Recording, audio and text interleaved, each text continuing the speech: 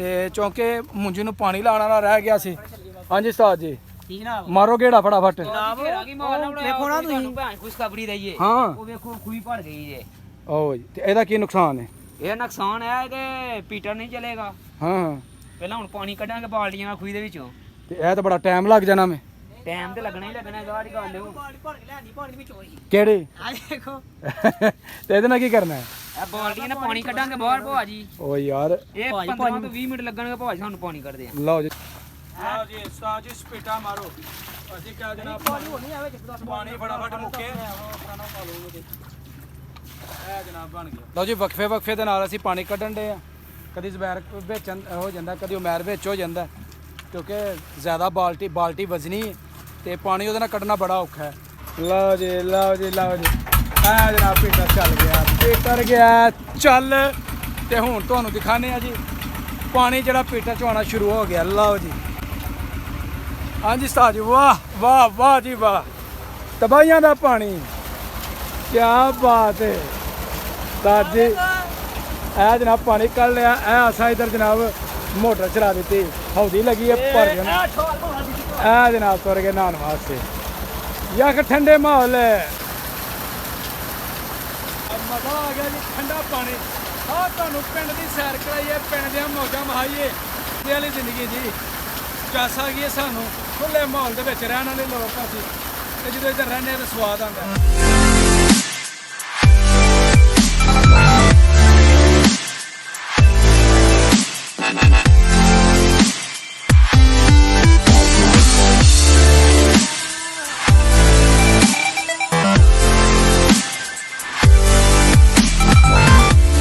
अस्सलामुअलैकुम, welcome to my new vlog.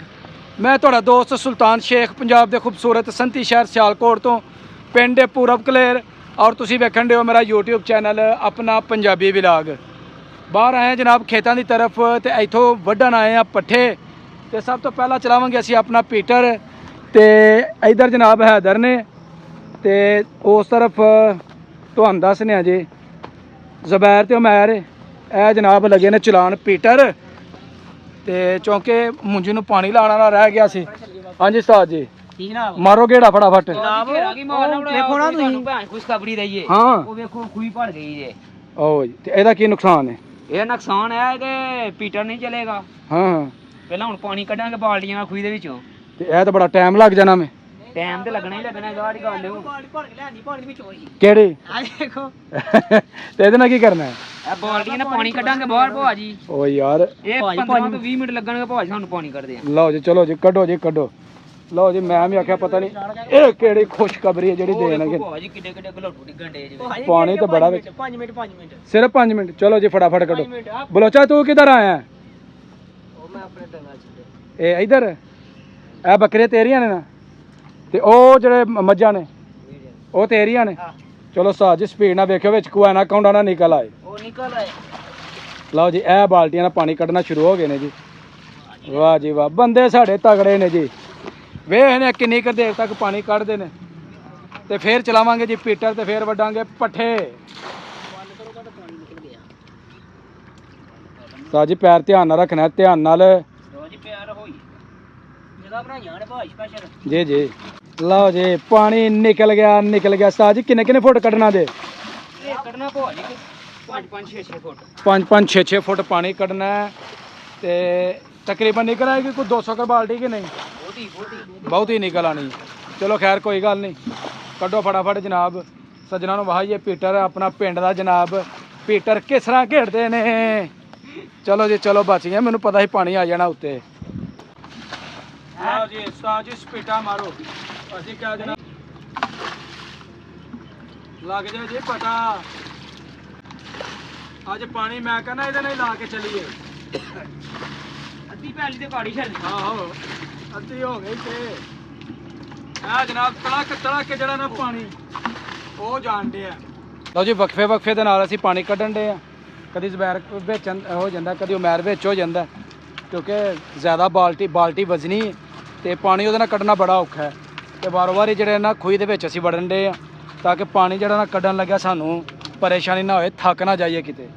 ਹਾਂਜੀ ਸਾਜ ਜੀ ਕਿੰਨਾ ਕੁ ਰਹਿ ਗਿਆ ਜੇ ਟਾਈਮ ਭਾਜੀ ਵੇਖੋ ਬਸ 5 ਆ ਗਈਆਂ ਨੇ 5 ਮਿੰਟ ਲਓ ਜੀ ਆਖਰੀ 5 ਮਿੰਟ ਜੀ ਆਖਰੀ 5 ਮਿੰਟ ਲਓ ਜੀ ਪਾਣੀ ਜਿਹੜਾ ਉਹ ਅਸਾਂ ਕੱਢ ਲਿਆ ਆਖਰੀ ਬਾਲਟੀ ਜਨਾਬ ਆਖਰੀ ਬਾਲਟੀ ਇਹ ਵੇਖ ਲਓ ਜੀ ਇਹ ਪਾਣੀ ਹਾਂਜੀ ਸਾਜ ਜੀ ਭਾਜੀ ਵੇਖੋ ਭਿੱਜ ਗਏ ਜੇ ਪਸੀਨੇ ਨਾਲ ਆਏ ਹਾਏ ਕੋਈ ਗੱਲ ਨਹੀਂ ਆਇਓ ਬਾਹਰ ਲਓ ਜੀ ਪਾਣੀ ਕੱਢ ਲਿਆ ਹੁਣ ਚਲਾਨੇ ਅਸੀਂ ਪੀਟਰ ਤੇ ਜਨਾਬ ਠੰਡੇ ਪਾਣੀ ਦੇ ਵਿੱਚ ਹੌਦੀ 'ਚ ਜਾ ਕੇ ਤੇ ਨਹਾਉਂਦੇ ਆ ਚਲੋ ਸਾਜ ਜੀ ਮਾਰੋ ਸਲਫ ਲਓ ਜੀ ਪੀਟਰ ਵਾਲੇ ਕਮਰੇ 'ਚ ਅਸੀਂ ਚੱਲੇ ਆ ਇਹ ਜਨਾਬ ਪੀਟਰ ਵਾਲਾ ਕਮਰਾ ਹੈ ਤੇ ਉਮੈਰ ਮਾਰਨਾਗਾ ਇਹਨੂੰ ਸਲਫ ਸਾਜ ਜੀ ਪੂਰੇ ਆਪਣਾ ਦੜੱਲੇ ਦਾ ਆਪਣਾ ਜਿਹੜਾ ਨਾ ਸਟਾਰਟ ਮਾਰਨਾ ਜੀ ਲਓ ਜੀ ਲਓ ਜੀ ਲਓ ਜੀ ਆ ਜਨਾਬ ਪੀਟਰ ਚੱਲ ਗਿਆ ਪੀਟਰ ਗਿਆ ਚੱਲ ਤੇ ਹੁਣ ਤੁਹਾਨੂੰ ਦਿਖਾਣੇ ਆ ਜੀ ਪਾਣੀ ਜਿਹੜਾ ਪੀਟਰ 'ਚ ਆਉਣਾ ਸ਼ੁਰੂ ਹੋ ਗਿਆ ਲਓ ਜੀ ਹਾਂਜੀ ਉਸਤਾਦ ਜੀ ਵਾਹ ਵਾਹ ਵਾਹ ਜੀ ਵਾਹ ਤਬਾਹੀਆਂ ਦਾ ਪਾਣੀ ਕੀ ਬਾਤ ਹੈ ਉਸਤਾਦ ਜੀ ਇਹ ਜਨਾਬ ਪਾਣੀ ਕੱਢ ਲਿਆ ਇਹ ਅਸਾਂ ਇੱਧਰ ਜਨਾਬ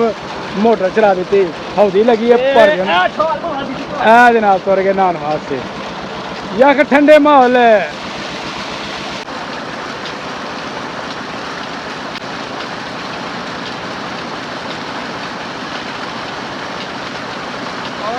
ਮਜ਼ਾ ਆ ਗਿਆ ਜੀ ਠੰਡਾ ਪਾਣੀ ਆਹ ਤੁਹਾਨੂੰ ਪਿੰਡ ਦੀ ਸੈਰ ਕਰਾਈਏ ਪਿੰਡ ਦੀਆਂ ਮੌਜਾਂ ਵਹਾਈਏ ਸਵਾਦ ਹੀ ਸਵਾਦ ਨੇ ਪਿੰਡ ਦੀ ਜ਼ਿੰਦਗੀ ਮਜ਼ੇ ਵਾਲੀ ਜ਼ਿੰਦਗੀ ਜੀ ਚਾਸ ਆ ਗਈ ਹੈ ਸਾਨੂੰ ਖੁੱਲੇ ਮਾਹੌਲ ਦੇ ਵਿੱਚ ਰਹਿਣ ਵਾਲੇ ਲੋਕ ਅਸੀਂ ਤੇ ਜਦੋਂ ਇੱਧਰ ਰਹਿੰਦੇ ਆ ਤਾਂ ਸਵਾਦ ਆਉਂਦਾ ਤੇ ਹੁਣ ਕੱਲ੍ਹ ਉਹਦਾ ਜਵਾਰ ਪੱਠੇ ਵੱਢਣ ਡਿਆ ਤੁਹਾਨੂੰ ਉਹ ਵੀ ਵਹਾਉਂਦੇ ਆ ਸ਼ਾਮ ਦਾ ਜਿਹੜਾ ਪੈਰ ਹੈ ਨਾ ਉਹ ਹੋ ਗਿਆ ਇਹ ਜੀ ਤੁਹਾਨੂੰ ਸਾਹਮਣੇ ਵਹਾਣ ਗਿਆ ਸੀ ਸੂਰਜ ਇਹ ਸੂਰਜ ਜਿਹੜਾ ਨਾ ਇਹ ਢਲਣਾ ਸ਼ੁਰੂ ਹੋ ਗਿਆ